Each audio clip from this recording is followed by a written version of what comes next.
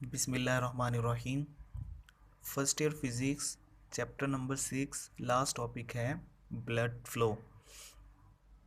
Student, इस topic में हम सबसे पहले देखेंगे कि ब्लड किसे कहते हैं, ब्लड प्रेशर क्या है और ब्लड प्रेशर किस इंस्ट्रूमेंट से मालूम करते हैं और उसे मालूम करने के क्या स्टेप्स हैं। ब्लड की डिफ़ाइन ये है कि ब्लड इनकम्प्रेसिबल फ्लूइड होता है। ब्लड की डेंसिटी ऑलमोस्ट वाटर की डेंसिटी के इक्वल होती है और ब्लड की विस्कोसिटी जो है, जो ब्लड का गाढ़ापन है, वो वाटर की निस्बत 3 से 5 गुना ज़्यादा होता है। यानी ब्लड ज़्यादा गाढ़ा है। उसकी रीज़न ब्लड के अंदर रेड ब्लड सेल्स की तादाद ज़्यादा होती है। इसी वजह से जो ब्लड की विस्कोसिटी है वो वाटर की निस्बत ज़्यादा होती है और 3 से 5 गुना ज़्यादा होती है। अब नेक्स्ट है कि ब्लड प्रेशर क्या है।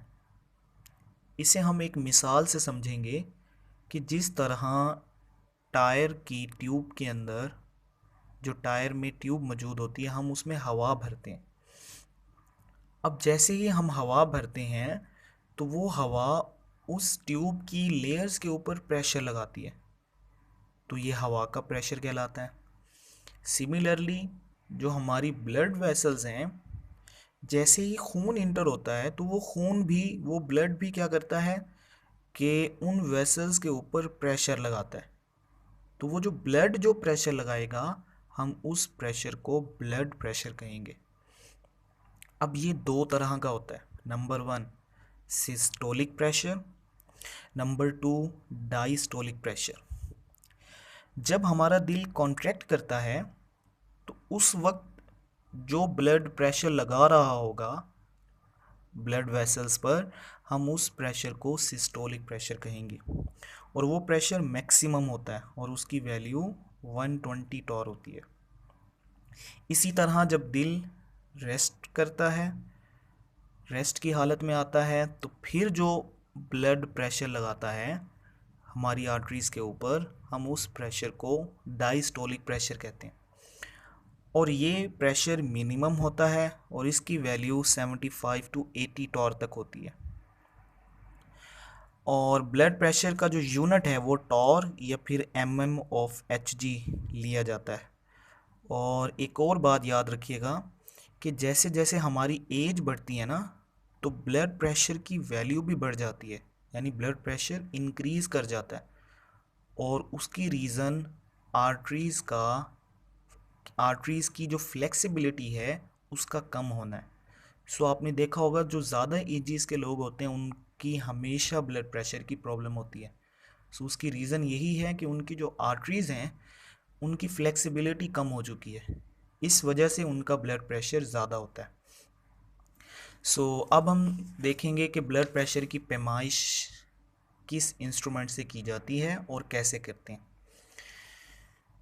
इसकी पैमाइश स्फेग्मोमैनोमीटर से की जाती है।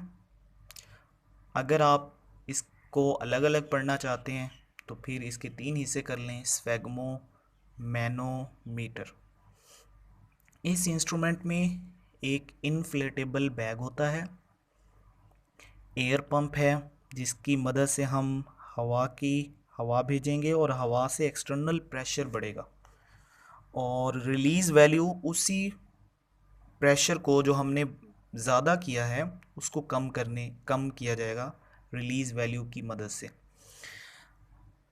अब सबसे पहले तो हम लोग इस इन्फ्लेटेबल बैग को बाजू के ऊपर लपेटेंगे और इसके साथ स्टेथोस्कोप, किसी भी आर्टरी जो जहां हमने बैग लपेटा है वहां पे स्टेथोस्कोप का हेड उस आर्टरी के साथ लगाएंगे। अब बैग लपेट दिया हमने, स्टेथोस्कोप का हेड भी हमने उस आर्टरी पर रख दिया है। अब हम क्या करेंगे, अब हम यहाँ से एयर पंप की मदद से इसको दबाने से क्या होगा कि जहाँ हमने बैग लपेटा है ना, वहाँ जो भी उसके नीचे अंडर आर्टरी आ रही है वो आर्टरी दब जाएगी। क्यों? क्योंकि एक्सटर्नल प्रेशर हमने बढ़ा दिया।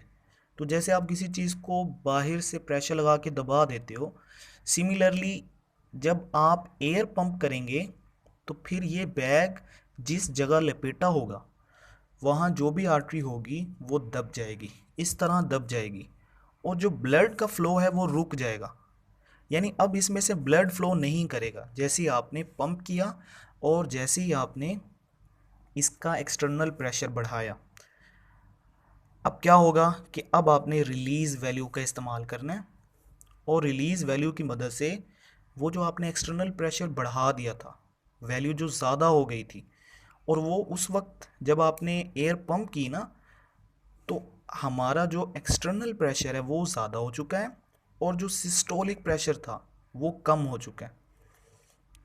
तो क्या होगा कि अब आपने रिलीज़ वैल्यू करनी है, यानी अब आपने हवा को रिलीज़ करना है। अब जैसे जैसे आप रिलीज़ करेंगे तो क्या होगा कि एक ऐसा वक्त आएगा कि एक्सटर्नल प्रेशर जो ज़्यादा हो चुका था, अब वही एक्सटर्नल प्रेशर सिस्टोलिक प्रेशर के इक्वल होगा। जिस लम्हे एक्सटर्नल प्रेशर सिस्टोलिक प्रेशर के इक्वल होगा तो हमारी जो आर्टरी है वो थोड़ी सी ओपन होगी और एक फ्लो जो कि बहुत कम होगा लेकिन ब्लड का फ्लो स्टार्ट होगा। उसी लम्हे हमें गर्गल की साउंड यानी आवाज़ सुनाई देगी।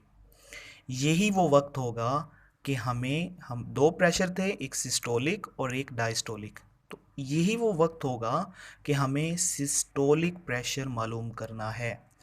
जैसे ही हमें स्टेथोस्कोप में गर्गल की आवाज़ आएगी तो हमने फौरी तौर पे इसकी रीडिंग देख लेनी है।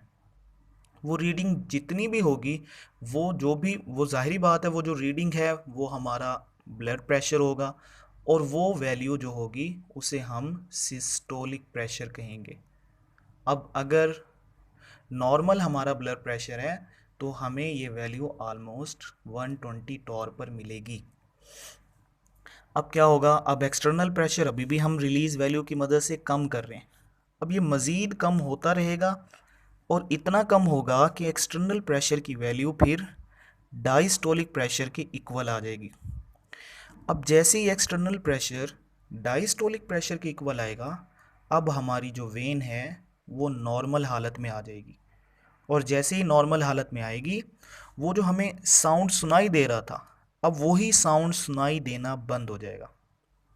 जैसे ही वो आवाज़ आना बंद होगी गर्गल की, हम फौरी तौर पे वो प्रेशर भी मालूम कर लेंगे। हम फिर रीडिंग देखेंगे। अब जो रीडिंग शो होगी कि जैसे ही गर्गल की आवाज़ बंद हुई और हमने रीडिंग देखी, अब वो जैसी रीडिंग जो भी होगी वो रीडिंग क्या कहलाएगी, वो हमारा डायस्टोलिक प्रेशर होगा। सो ये दो प्रेशर हमेशा डॉक्टर बताते हैं। एक है सिस्टोलिक, बताया जाता है कि आपका ज़्यादा जो अप है वो इतना है और जो लो है वो इतना है, और एक नॉर्मल जो होना चाहिए वो 80 टू 120, जो अप है वो 120 और जो लो है वो 80 तक।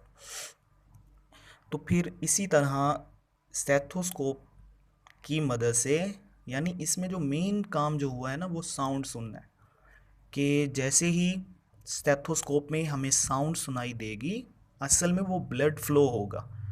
जैसे साउंड सुनाई देगी तो हम रीडिंग देखेंगे, वो सिस्टोलिक प्रेशर होगा, और जैसे ही साउंड का सुनाई देना बंद होगा तब जो हम प्रेशर यानी तब जो हम रीडिंग देखेंगे वो प्रेशर डायस्टोलिक होगा।